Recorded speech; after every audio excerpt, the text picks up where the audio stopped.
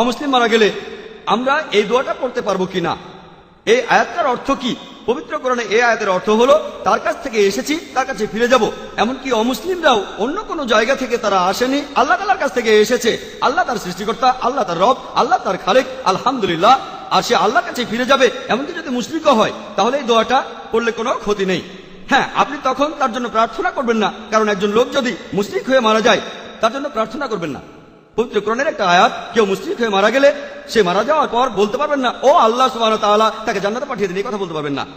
পবিত্র কোরআনে সূরা নিসার 48 নম্বর আয়াত এবং 116 নম্বর আয়াতে উল্লেখ করা হয়েছে, যদি কেউ মুশরিক অবস্থায় মারা যায়, কেউ যদি মুশরিক হয় আল্লাহ কখনোই শিরক করাকে ক্ষমা করবেন না। যদি মৃত্যুর আগে সেই মুশরিক অনুতপ্ত হয় আল্লাহ তাকে ক্ষমা করবেন। তবে কেউ যদি মুশরিক অবস্থায় মারা যায় কখনোই সে জান্নাতে যেতে পারবে না, তাই জান্নাতের জন্য দোয়া করতে পারবেন না। যদি কোনো অমুসলিমের সংবাদ ও মৃত্যু সংবাদও শোনা হয়, তাহলে আয়াতের যে মর্ম, দোয়ার যে মর্ম, সেই মর্মের আলোকে এই দোয়াটি পড়া যেতে পারে। কারণ তখন আবার নতুন করে স্মরণ হলো যে সেও চলে গেছে, আমাকে আল্লাহর নিকট ফিরে যেতে হবে।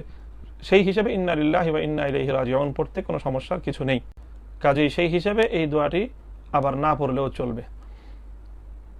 কাফের বলে ইন্না পড়ে ফেলবে, এমন অভ্যাসই আছে।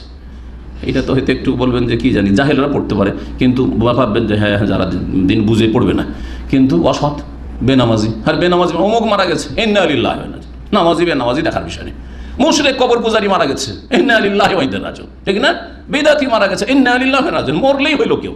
ইন্না লিল্লাহি পড়া যাবে কিনা?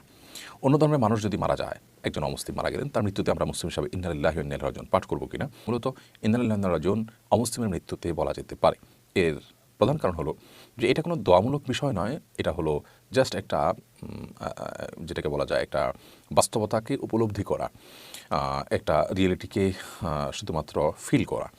আমরা ইন্না লিল্লাহি ওয়া ইন্না ইলাইহি রাজিউনের মাধ্যমে কি বলে থাকি? এর মাধ্যমে আমরা বলে থাকি অর্থ হলো আমরা নিশ্চয়ই সবাই আল্লাহর, আর আল্লাহর কাছে আমাদেরকে ফিরে যেতে হবে। তো এই কথা মুসলিমের জন্য যেমন প্রযোজ্য, মুসলিমের জন্য প্রযোজ্য।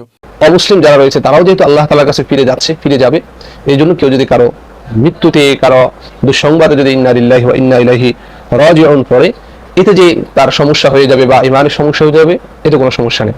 তবে হ্যাঁ, কেউ যদি এমনটা মনে করেন এটা মানে দুনিয়ার মধ্যে আল্লাহ শত্রু ছিল, ইসলামের শত্রু ছিল, মারা গেছে, যাজ্ঞা আমি ইন্না লিল্লাহি পড়বো না, না পড়লে কোনো সমস্যা নেই। তবে মনে রাখতে হবে সূরা তাওবার 113 নম্বর আয়াতের মধ্যে রয়েছে মা কানা লিন-নাবিয়্যিল্লাযীনা আমানু আন ইয়াস্তাগফিরু লিল মুশরিকিনা, অর্থাৎ মুশরিকিনদের জন্য কোনোভাবে, অমুসলিমদের জন্য কোনোভাবে আল্লাহ তাআলার কাছে ক্ষমা চাওয়া যাবে না, এটি হারাম।